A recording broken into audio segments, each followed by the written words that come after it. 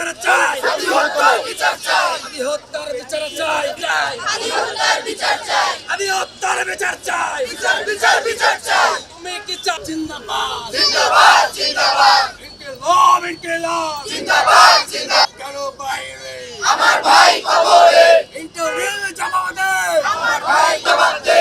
ভারতের দালালেরা হুঁশিয়ার সাবধান, হুঁশিয়ার দালালেরা হুঁশিয়ার সাবধান, আগ্রাসী ভারতেরা। আমরা রাত্রেবেলাও এখানে অবস্থান কর্মসূচি পালন করব, যতক্ষণ পর্যন্ত বিচার নিশ্চিত না হবে ততক্ষণ পর্যন্ত আমরা এখানে অবস্থান কর্মসূচি পালন করব।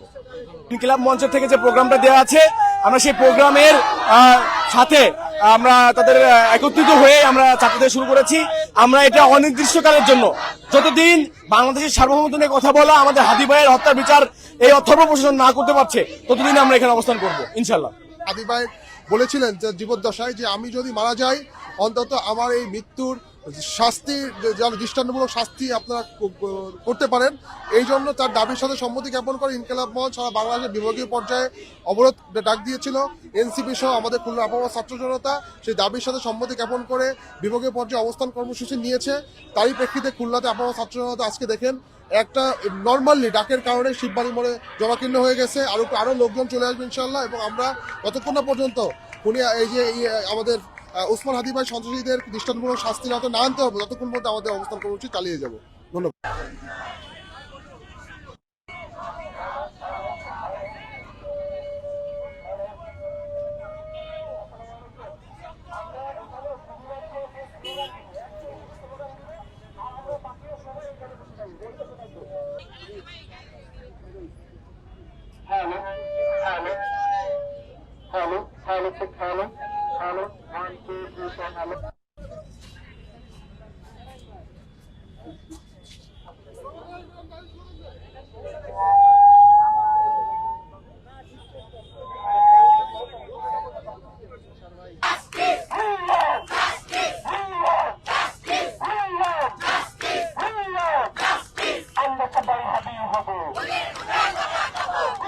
দৃশ্যমান কোনো ধরনের বিচার আমরা দেখতে চাই। এখনো পর্যন্ত সেই দাবিতেই আমরা অনশন কর্মসূচিতে বসেছি, অবস্থান করছি।